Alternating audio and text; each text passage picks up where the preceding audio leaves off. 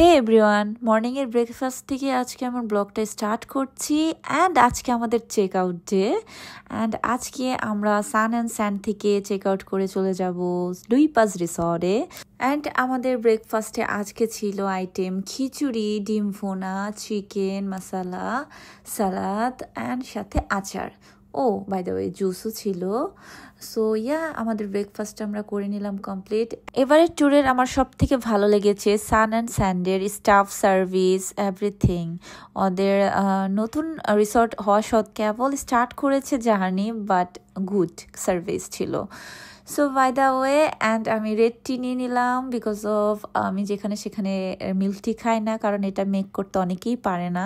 That's why আমি বেশিরভাগ যেখানে মেক করতে পারে না সেখানে আমি রেড টিটাই প্রেফার করি। এই যে আমার ভাই লেজি, এত লেজি, সে ঘুম থেকেই উঠতে চায় না। দ্যাটস ওয়াই তারা তাকে রুম সার্ভিস দিয়েছে, রুমেই খিচুড়ি দিয়ে গিয়েছে। সে এনজয় করছে, ভিউ নিয়ে খিচুড়িটা খাচ্ছে। আমি তো মিস করে গেলাম। দেন আমি একটু রেডি হয়ে গেলাম, কিছু পিকচার ক্লিক করব, যেহেতু আমাদের চেক আউট টাইম অনেক লেট অ্যান্ড এখান থেকে এখানেই যাব, জাস্ট ওয়াকিং ডিস্টেন্স। সো অনেক সময় আছে আমাদের হাতে, তাই ভাবলাম ওয়াই নট আমরা একটু আবার পিকচার ক্লিক করি বা কিছু করি। দ্যাটস ওয়াই আমি ড্রেস পরে ফেলছি। এখনো শেষ হয়নি খাওয়া, এখনো শেষ হয়নি, খেতেই আছে।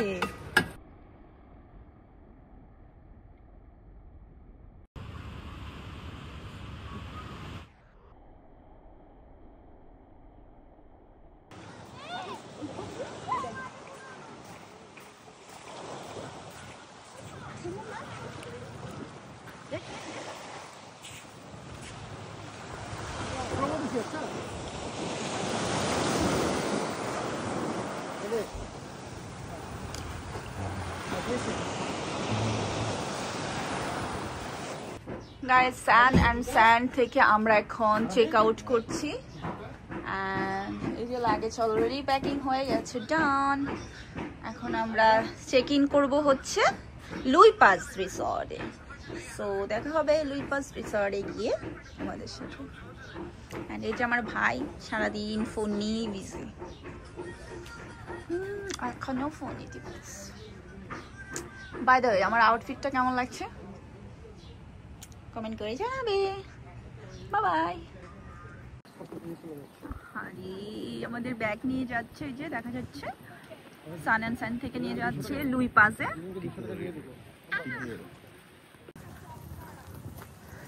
গাইস, এখন আমরা ঢুকছি লুই পাজ রিসর্টে। রাতে অবশ্য আমরা দেখে গিয়েছি, ঘুরতে এসেছিলাম। আর দিনের সৌন্দর্যটা এমন দেখতে, এখানে অনেক ভিডিও ক্রিয়েট করা যাবে। This is the restaurant side.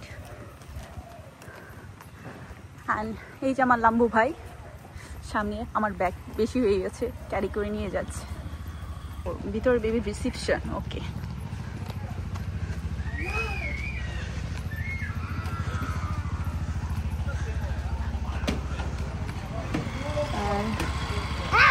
এটা রিসেপশন।